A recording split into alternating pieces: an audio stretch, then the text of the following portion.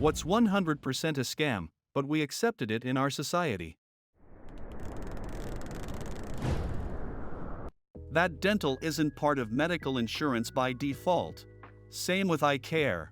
If I can't see, I can't do anything. And I'm practically blind without my glasses. I'd have died in the era before glasses were invented. Those are premium bones in your mouth. The rest of the bones are just a standard package. As an academic scientist, pick one of these two. We use taxpayer money to fund biomedical research, which we then write up into a research study and pay the journal, so that they can publish the said study only for the journals to turn around and put them behind a paywall.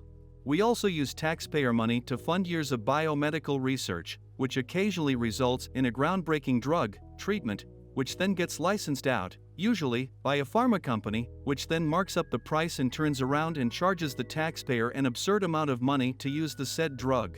Edit, additional salt to the wound. Do you guys know Moderna, which made the mRNA COVID vaccine, and the NIH, the federal institute that performed initial preclinical research on the mRNA vaccine and also literally funded the research, are in a patent dispute over the vaccine? This is true for agriculture too.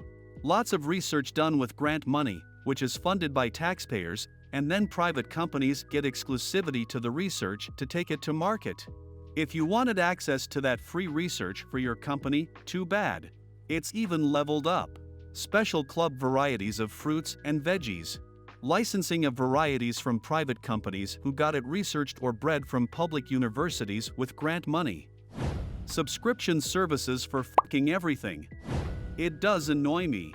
I think Adobe was one of the first to do it. I originally would have paid about £400 for all the software, as a student anyway.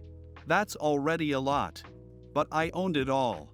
Now, I'm basically paying £600 a year for it. Sure, it might get all the latest updates and features, which are now getting better and better, but it's still a lot. I cancel, I lose everything, or have to find an ancient copy of the software. Unfortunately, the fact they can just rake in money now monthly means it's not changing back. The only things this is good for is places that do monthly subscriptions, paying as you go each month. I download as much music, SFX, video clips, templates, etc.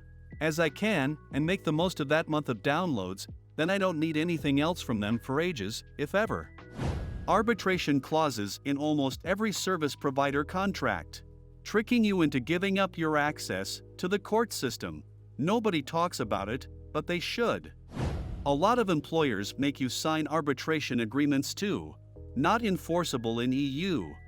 The right, or refused right, to repair. Absolute bullshit that I can't fix my own shit. Tried to replace the blower motor on my AC unit in my house. For screws to slide it out, and a wire harness to unplug. Turns out I need a HVAC license to even buy the replacement. I don't have an HVAC license. I've been turned away at HVAC supply stores, but could buy the parts online with no problems. I've gotten a blower motor, fan blades, capacitors, etc. Same, it's the policy of the supply store near me.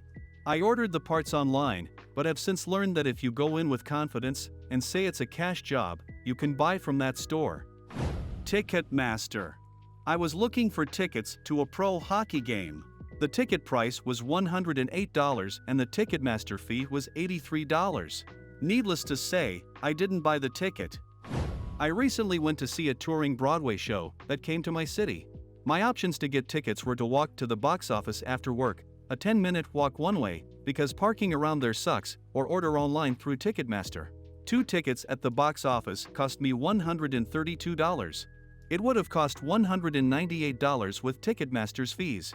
Obviously, I walked to the box office. Edit, I shouldn't have to justify myself to internet randos, but since a few people have commented on it, this was in the middle of winter, and I suffer from chronic pain that causes mobility issues and is exacerbated by the cold. The 20-minute round trip in question caused a fair amount of discomfort. So yes, is the walk worth it to save $66? Is a question I was legitimately asking myself, and was something that warranted serious consideration. In many cases you can't do that anymore. The box office at a lot of places sells through Ticketmaster's system now. Yeah, I had the same scenario as the OP, so I called the box office, and asked what the price was if I came in and bought them there. They said it was the same price. I said, what about the convenience fee? I'm coming to you 20 minutes out of my way, and she said she was just going to use Ticketmaster to buy them for me. Jesus Christmas. Unpaid lunches that extend your workday. One place I used to work would bring lunch for the last 3 days of the month. If they provided lunch, they didn't have to pay overtime for an hour. They were known as hostage lunches. Convenience fees on electronic payments. Biggest insult to everyone's intelligence. Pay this extra fee to give us money electronically without needing to pay an employee. It costs so much more for the computer to do it. I'm paying money so that I can pay money. What the absolute fuck? The price of printer ink. Laser printer, my friend. Game changer, my Canon gets thousands of sheets per cartridge, and it doesn't expire or dry out. Yup, most people only need to print black text on white paper. And color laser, LED printers exist. Claw machines. I went to the arcade with my daughter and picked up 6 prizes with 6 attempts. Quit while we were ahead. I swear that thing was broken. I won an iPad for my daughter back in the day. It was $10 to play, 1 attempt, so I normally wouldn't even try for that, but it was her birthday, so I put aside $30 and gave it a try. Got it on my 2nd attempt. That was a $20 iPad. Then the staff didn't know what to do and had to call the manager because no one had ever won that machine. Also, I 100% quit while I was ahead there. No point paying $500 for a $200 iPad. Edit, I didn't make this clear, and a few people have asked. The machine had an empty iPad box, so the club had to send an invoice or something to Apple, and then they sent me an iPad. No one who was on shift that night knew how to redeem the prize, so they had to call a manager on her home number. College bookstores. Don't buy any of the listed books for a course. Wait until you're a couple days into the class to see which ones are really required, and which ones are just suggested reading. Pirate any required ones you can. Buy the remaining ones on Amazon with 2-day shipping. Profs expect that no one will have their books the first week of the semester anyway. Profit. Well, okay, save a ton by buying only 10% of the books they said you needed. Thanks for watching. Don't forget to subscribe, like, and share this video with your friends. Also check out other videos. See ya!